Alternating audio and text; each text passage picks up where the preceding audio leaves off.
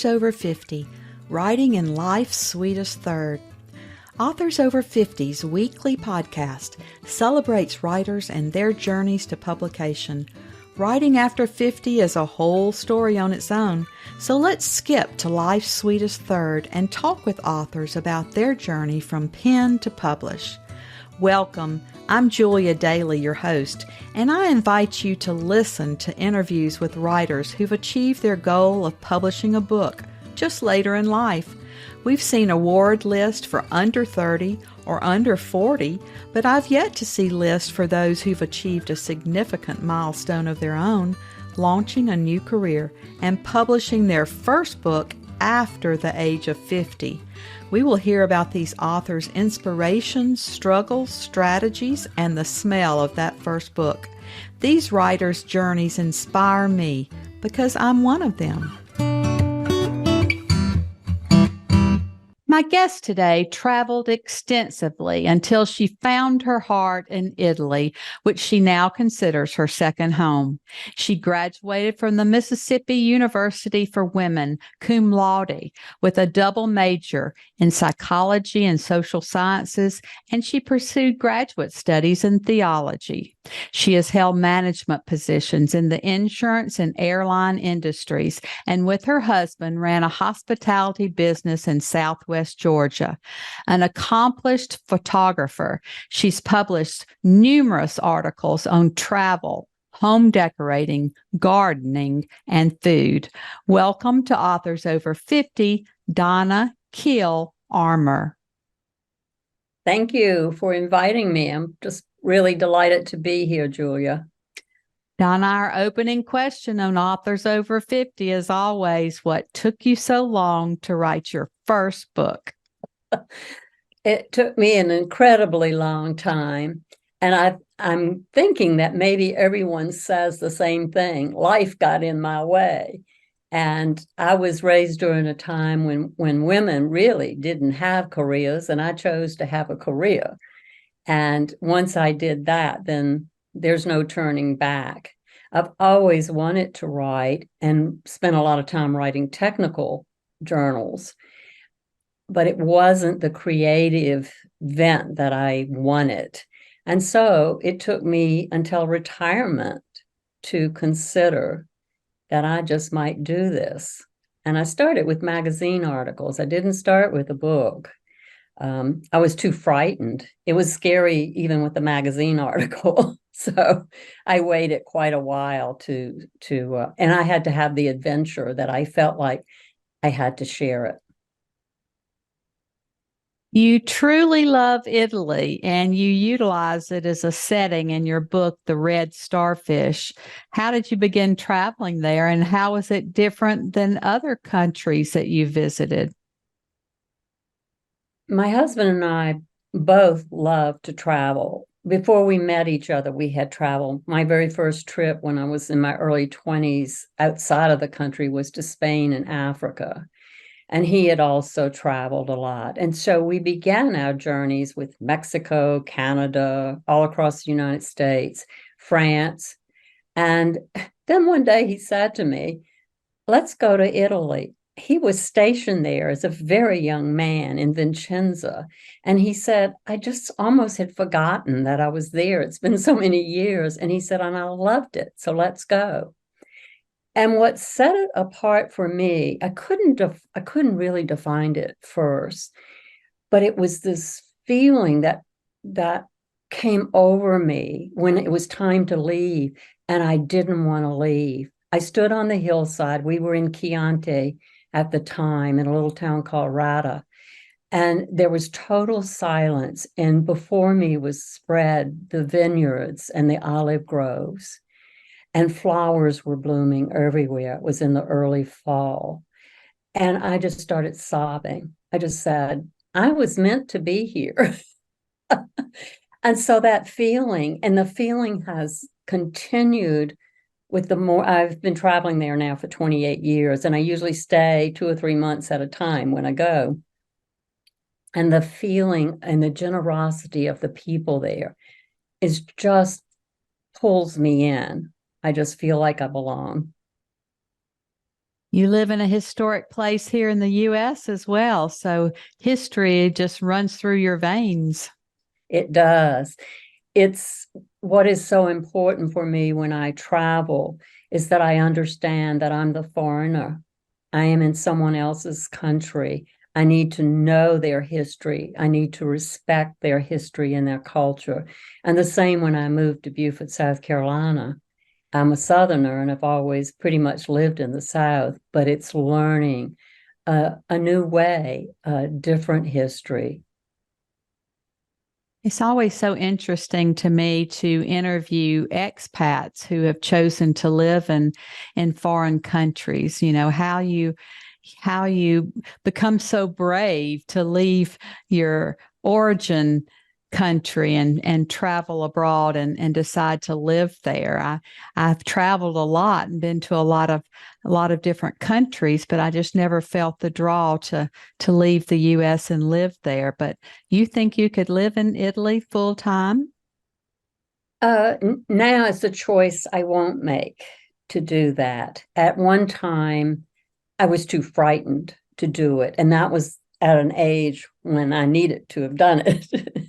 Now, when I think about healthcare, I think about, well, particularly if you've ever been to a hospital in Italy or any foreign country where you don't have a really good grasp of the language, it makes you think twice about moving there. And so that's what I have said to myself and my husband too, is that we're here. We now are in a position where we can go twice a year and stay for 3 months each time. And that satisfies our need. Well, that's a lovely way to satisfy that, and I think that's a perfect opportunity to do so. Let's talk about that first book that you published. How did you proceed when you finished your manuscript? Did you search for an agent, decide to choose a hybrid, a small press, or did you self-publish? What I did is I live in a community where there are many authors, and it's a very supportive community. I had asked, I had no idea what I was going to do. I just wrote, and I love the writing process. It's so rewarding. So when my manuscript was finished, it certainly needed a lot of revisions, but it was complete. I asked one of my friends who had published a beautiful book if, in fact, she would read it. And she read it and she said, and this is the magic that can happen or not. And she said, I will put you in touch with my publisher. And she did. And that I still don't have an agent, and I have since switched publishers, found one that I feel like is better suited to my needs. But it happened like that for me. Well, that's pretty magical because a lot of It people is. want to find a publisher like that. It's really how you get your manuscript to the top of the heap. And I have a very similar story for the second book that I wrote. Um, I had been sending it out on my own to different publishers and had gotten the usual number of rejections and some kind of interested, but not quite. And so a friend of mine said to me, oh, there's this publisher that's doing anthologies, travel anthologies, and you write so much about travel. Why don't you look them up? So I did. And when I submitted my first travel piece to them, which was on London, I also looked at their submission requirements, and they did not require an agent. And so I've submitted my manuscript. And of course, I didn't hear anything, but my piece, my short story, got accepted for the anthology. And then must have been months went by, and they were going to do an anthology on Paris. And so I said, well, hey, I'll do that too. So I went to submit it, and it would not go through the system. So I looked for a contact email. I just shot off an email and said, I'm having difficulty. The deadline's closed. Could someone assist me? And as it turned out, the publisher called me and said, didn't call me, sent me an email and said, just attach it to this email and I'll take a look at it. And then again, more time goes by and I heard from her and she said, oh, I laughed and laughed. This is just hilarious. I love it. And so I wrote her back and said, thank you so much. Have you seen my manuscript that I submitted? And so my manuscript got funneled to the top of the heap. And she called me and said, can we Zoom? And I said, yes. And she said, when we Zoomed, she said, I'd like to offer you a contract, but I'd like for it to be for 3 books. Wow. So again, it's just pure magic that has happened to me throughout this entire process. The fact that my first book was translated into Italian. I mean, who knew? It's just... Well, your writing has to be magical for anyone to pick it up. So you started the process of magic and they just finished it for you. I truly believe that. I truly believe it. And the creative process for me is magical. The writing is magical. I have no fear. And all my life I've had fear and I've not had a voice. But through my words, the fear goes away and I find my voice. That's lovely. Did writing your first book change your process of writing for the second? Actually, it did not.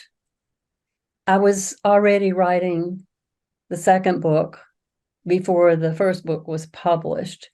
It's something I do. I've already finished the rough manuscript for the second book in the mystery series, and I've started on the third. The words just keep coming.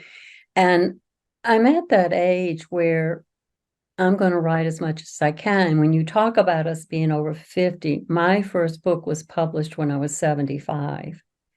So I mean, it's no holds barred for me. I'm just going to write until I can't write anymore.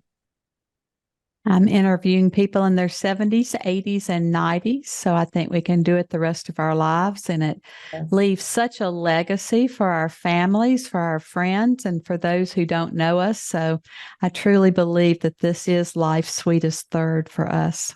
It is. What was your inspiration for writing the first book and then the second?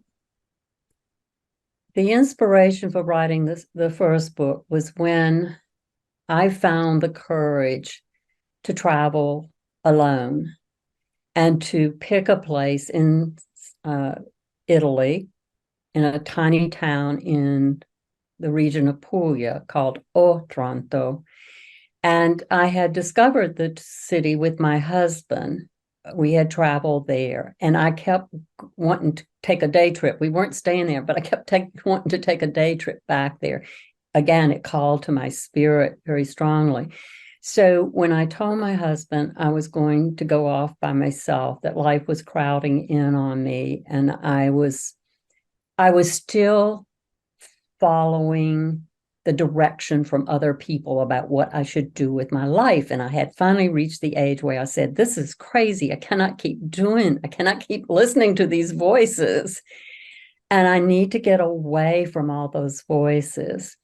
And he was so supportive of me doing that. And so I chose that little town.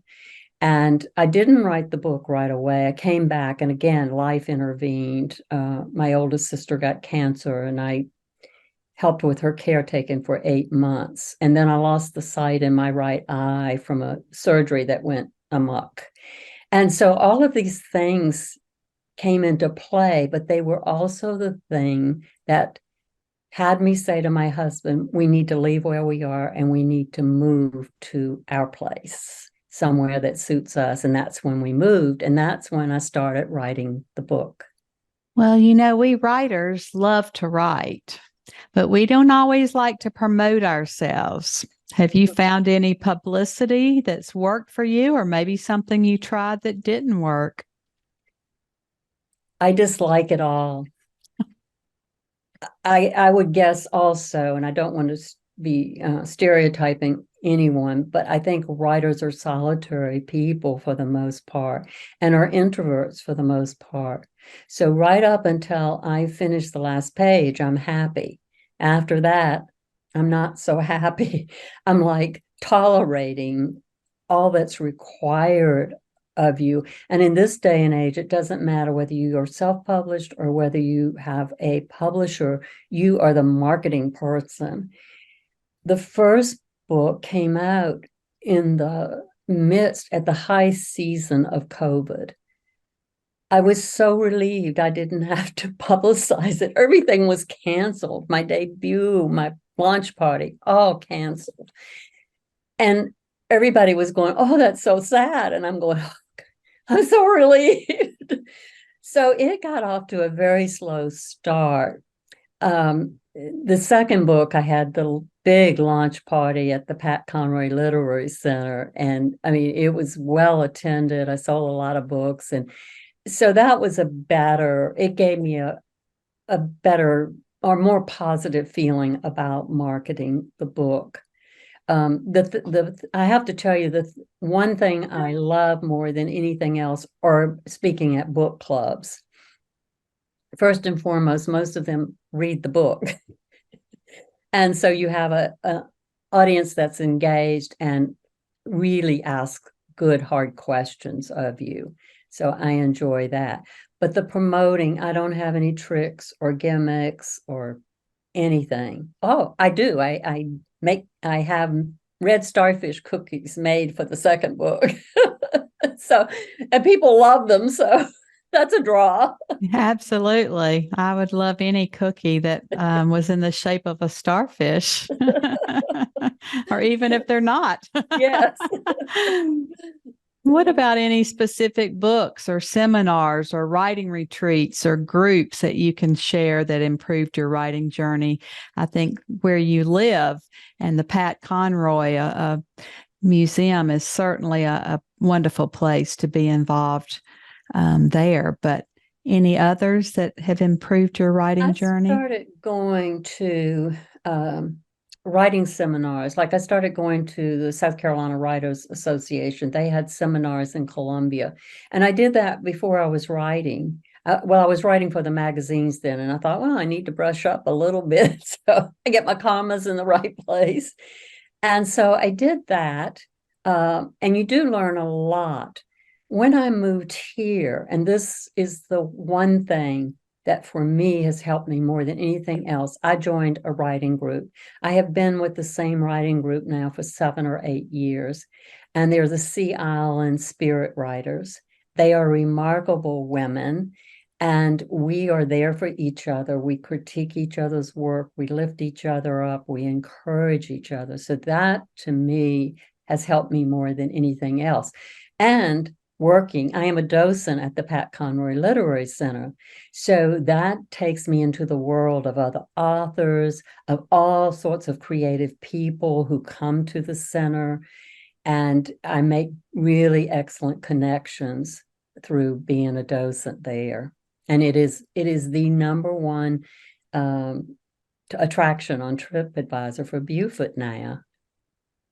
Yes, truly wonderful. And I think those who can go and sit behind his desk might receive a little fairy dust from that. Yes. When I lived in Mississippi, I lived around the corner from Eudora Welty's house. So I walked very slowly by her home a lot to hope that I would gain something by osmosis. My greatest wish is that I'll be invited to the symposium that they have every year. I would love that. Well, tell us a little bit about the passage that you've brought to share today, and then read from your book so we can hear your tone and voice. All right. If you don't mind, I want to read just 2 very short paragraphs from Solo in Salento. And it's a personal journey. So the writing is very personal. And I have to say that's very different from writing nonfiction versus fiction, is very, very different. So my heart and soul is in Solo in Salento, whereas all my fun stuff is in the red starfish, all the stuff you can make up. And I had this, I have to say, I had this class called Caught in the Creative Act at the University of South Carolina that was led by Jeanette Turner Hospital, who is a fabulous author from Australia. And she said, it's okay to write nonfiction, but write fiction, because in fiction you can tell the truth and not worry about being sued. That's so very true. Yeah, I wrapped my threads of memoir into fiction, so I didn't have to worry about anybody thinking it was them. And that would be a great class for two people to teach, one that did the fiction and one that did the nonfiction, because it's a very different approach, and each is really a great way to look at it. Sure. So I'm going to read, this is from chapter 4, and it's called First Steps. And it's a little description of where I am. Almost 2 years to the day, I returned to Otranto alone. Otranto, with the emphasis on the O, is a historic seaside town within the region of Puglia. It's the easternmost point of Italy within an area known as Salento. On a clear day, it's possible to see across the Strait of Otranto to Albania. While mystics, mosaics, and martyrs abound in its history, Otranto is rarely on the list of places that tourists clamor to see. Of course, it's their loss. I settle into the stone niche, surrounded by the ebb and flow of life on land and in the sea, and I write in my journal. If you are lucky enough to have a chance encounter with Otranto, you will congratulate yourself on such a discovery. The Adriatic Sea invites your toes into its multicolored layers. The sun-baked rocks beckon you to set a spell and soak up the warmth of the Salento sun. The cafes and restaurants tantalize you with aromatic whiffs of grilled seafood and freshly baked breads. Your parched throat is refreshed with cooling sips of a spritz made with fresh oranges, Prosecco, and Aperol. Strands of Moorish music drift with you as you embrace the hidden treasures of this obscure village. Your heart is filled with the lyrical notes. They can be stored away to be withdrawn on a rain-filled day full of meaningless responsibilities. If you come to Otranto, you will linger in its mysterious, narrow passageways. You will promise yourself to return to this land of the intense Salento sun, to return to this place that once graced your days and filled your heart with abundant joy. Wow, that's lovely. Thank you. And can I read one more little short piece? Because Yes. This again speaks to the music, and words and music, the lyrics are all part of the creative process. So this is, I'm in my apartment and I've got all the doors and windows open, and the traditional music and dance is called the pizzica, only in this region. In all of other parts of Italy, it's called the tarantella. But in this little region of the Salento, it's called the pizzica. The music reaches out to me. Its dark, brooding tones come from deep within the land and the people. It rushes up the walls. It flies through the windows. It wraps around the terrace. Its fast, furious sounds are all-encompassing. Its eerie taunt begs me to join in the dance. My feet tap on the floor. I push back the chair. I whirl around the room until my heart rate accelerates. I collapse, but the music goes on. In my exhausted state, freedom flows from my body. It's been years since I've danced with such wild abandon. Abandon, a word that can destroy or resurrects. I choose resurrection. No, it's so nice. I just appreciate our visit to Italy today and how you feel there. Thank you. It's a glorious place. I'm so brave now that I am taking a small group of women there next year to Otranto. Oh, that sounds wonderful. You mentioned that you had a 3-book deal and that you always are writing ahead. Where are you in the process of these next books? Of course, the first book, The Red Starfish, has been released. The second book is called Moringa, The Tree of Life, and it is with my beta readers now. So I have finished the initial manuscript. I'm working on revisions, and it should go in the publishing pipeline around January, and hopefully there'll be a spring release for it. And then the third book, I don't have a title for. I've had 2 titles, but both times when I look up titles, I see that those titles have been taken, and I want something different. But I'm about, well, I have writing class tonight, so I'll be reading chapter 7 in the third book to my writing group. Oh, you are a prolific writer and being able to work and within these deadlines, you're doing very well. It's people ask me, and I think they ask most writers, how do you write? What is your discipline? I don't have a discipline, and I find that I can write anywhere, anytime, if I'm hearing the voices in my head.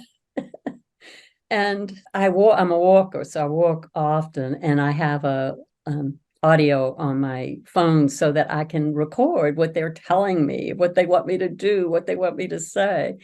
And I love that about the characters. Initially, they're kind of like blah. And then once they start to develop, they begin to push and shove you in directions. So all I say to people is if you sit down in front of your computer or your pad, if you write longhand, just do it and just write and don't worry about what you're writing. My original manuscripts are horrible. They're rambling. They're streams of consciousness. They're information dumps. They're everything and not anything. But I write. Well, are the voices in your head, are they louder in Italy or in South Carolina? They come to me wherever I am, and then they go away. And there are times that they're simply not there, and I don't write. So, and I don't worry about it. I don't force myself to sit down and write.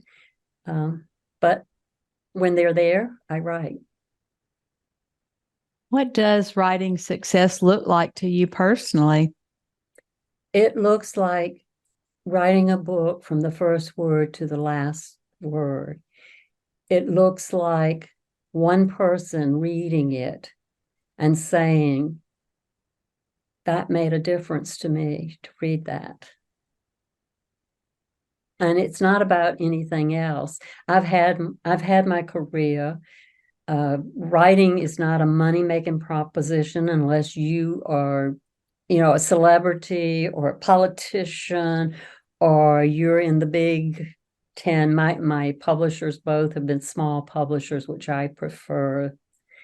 And so that's how I see it. I am rewarded daily with whether it's a small review or a friend saying, oh, I read it all the way to the end and I didn't guess who the murderer was.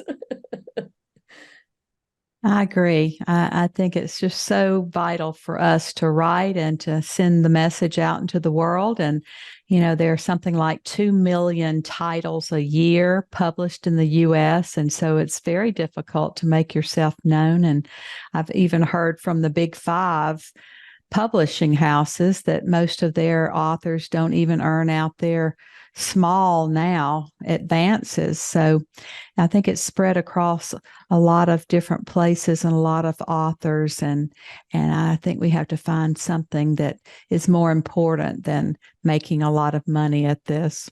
Yes, definitely do. And it is the pure pleasure of because I love reading other authors' books. I love that. It takes me away somewhere into a different world. And from the time I was very young, my mother always said to me, "You live in a different world. You're always daydreaming. You're always off." And now you can put it to good use. Yes, I can. Well, Donna, this has been a great visit with you today. And as always, our last interview question is, our writers over 50 are a unique set. Do you have advice for writers 50 and above? Well, since I'm 75, I'm 78 now. I was 75 when I published my first book. So if you're 50, you've got years to write. So if you have the slightest desire to write a book, a short story, anything, do it now. Start now. Don't ever wait to use that creative side of yourself. I think as women, we really put off doing those things. We wait until our careers are over, our children are grown, till someone's sick, until we finish taking care of them. We're always waiting for that opportunity. Take it, seize it. Carpe diem, I suppose, is the cliche I would use. Great advice for us today, and I've loved having you here, and hearing another Southern accent is very sweet in my ears. So thank you so much. And we're excited to say that we now count you among our authors over 50. Thank you so much, Julia. It's been my pleasure. Thank you for joining us today. Please look for Authors Over 50 every Thursday, when we will have conversations with accomplished debut novelists over the age of 50. Please subscribe and share with a friend, and check out my own publication journey after 50 at www.juliadaily, that's DAILY, like dailynewspaper.com. Until next time, keep reading and writing, and remember, it's never too late to fulfill a dream in life's sweetest third.